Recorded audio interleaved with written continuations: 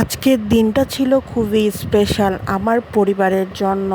তো আজকের দিনটাকে একটু উপভোগ করতে একটা দাওয়াত ছিল বাসায়, আব্বুদের বাসায় আর কি। হ্যালো, আসসালামু আলাইকুম এভরিওয়ান, সবাই কেমন আছেন? আশা করি সবাই ভালো আছেন। একটু জরুরি কাজে সন্ধ্যার পরে গিয়েছিলাম বাজারে। বাজারে গিয়ে কিছু কেনাকাটা ছিল, মাছ মাংস সবজি কেনাকাটা শেষ করে আড্ডিতে ঢুকবো, এমন জ্যাম বেঁধেছিল।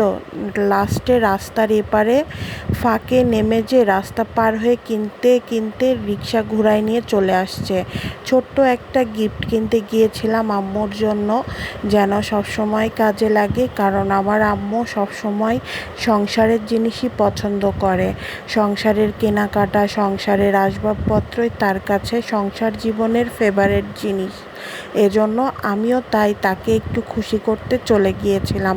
আম্মুর রিসেন্টলি একটা কড়াই বড় ভেঙে গিয়েছে, তো তার ইচ্ছা ছিল যে সে কুরবানির আগেই ঈদের মাংস ভাজার জন্য একটা বড় কড়াই কিনবে।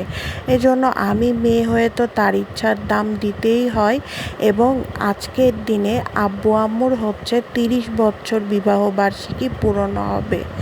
এজন্য আমিও আজকে তাদেরকে একটু সারপ্রাইজ দেওয়ার চেষ্টা করলাম কিছু কিছু টুকটাক জিনিস দিয়ে।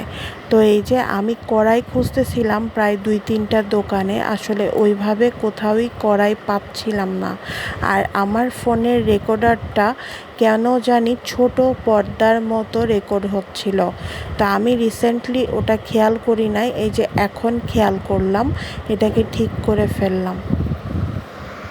এখানে কড়াইয়ের অনেক ভাগ আছে, কত নাম্বার কড়াই নিব এটা কোনোভাবেই বুঝতে পারছিলাম না। তারপরে সবচেয়ে বড় কড়াইটা বের করলো নিচ থেকে, তো দেখা যাচ্ছে যে ফুটা বের হইলো, নিচের দিকে চটা আছে, কিন্তু বুঝতেই পারবে না একটা কাস্টমার যে এটার মধ্যে কোনো ডুপ্লিকেট বা কোনো কিছু আছে। তো তারপরেও আমি পানি দিয়ে চেক করে নিয়েছিলাম, এজন্য পানি পড়তেছিল, এজন্যই বুঝতে পারছি, না হলে আরোই বুঝতে পারতাম না। তো যারা যারা এভাবে এসব ঢালাইয়ের কড়াইগুলো কিনবেন তারা অবশ্যই পানি দিয়ে টেস্ট করে নেবেন যে আসলে ঠিক আছে কিনা। আর এসব কড়াইগুলো নাকি ওজন দিয়ে বিক্রি হয়, ওজন দিয়ে নিলে পারে দামটা কম আসে। কারণ আমি কিছুদিন আগে কিনেছি এর থেকেও ছোট্ট একটা কড়াই, মাত্র 450 টাকা দিয়ে, কিন্তু এটা আমার খুবই কম দাম আসছে।